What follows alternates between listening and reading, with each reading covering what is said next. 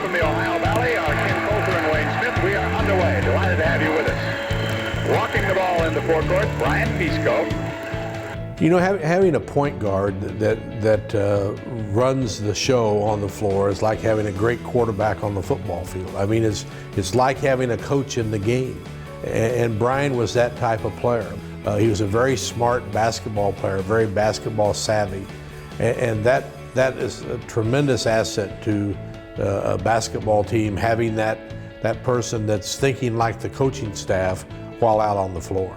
Brian had a tendency to really get pumped up for big games, and several times during his 2-year career, and specifically the night before the regional, he had a stomach ailment. He would get so intense during the course of the day that he couldn't keep fluids down, and we'd take him to the hospital, the emergency room, and they'd put him on IVs and keep him on IVs till a little before game time, and then release him, and he would come and get dressed and warm up and play the game. And I never saw that it ever affected him in any way. I don't know that I've ever had a player that I thought got as intense and as prepared for a game as he did. All of a sudden he became a scoring machine. He was averaging about 7 points a game going into those 2 games. He scores 30 points in the semifinal game and 25 in the national championship game. And he said afterwards, I've never been afraid to shoot, and they were keying on other people and left me open, so I shot. And he obviously shot it very well. Brian was a player that would typically hit the big shot when you needed it, particularly on the road or in a difficult situation. The team was down, or a couple of your scores, the Mark Lawlers or the Ron Nunleys were having a cold night or a cold spell, and he'd step up and make shots. They're going bonkers in this basketball capital of the world, officially celebrating their twin victories. I don't know why you aren't planning on doing it again.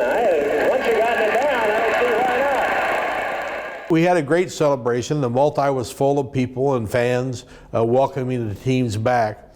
And the ceremony, early in the ceremony, President Horner read the telegram from President Ronald Reagan congratulating both teams. We wish you the very best for an enjoyable celebration, and again, congratulations. Signed, Ronald Reagan, President of the United States. That period, and particularly with the Jennies and the Mules both winning the same night on the same afternoon, as it turned out, in the same arena, and particularly in Springfield, Massachusetts, the home of basketball.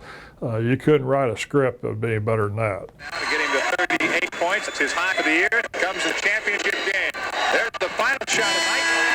It's over. The Mules of Central Missouri State have won the NCAA Division II Men's Basketball Championship for 1984. Since I started playing basketball, this is what you shoot for, and I just can't believe I finally got there. Brian, I'd like to congratulate you on your induction in the University of Central Missouri Athletic Hall of Fame. You are a very deserving recipient of this honor and led the Mules to many great victories, and I will always remember your days in Springfield when we hosted the National Championship Trophy. Brian, as I sit here ready to welcome you into the Sports Hall of Fame at University of Central Missouri, I can't help but think about that first Thanksgiving and Christmas holiday when you went home, and I got calls from your mama saying, Brian's not coming back, and you're going to have to come and get him. And I'm really glad that I came and got you, and I hope you're as glad as I am, because this is a great honor that you're about to receive, and certainly we wouldn't have won a national championship without you.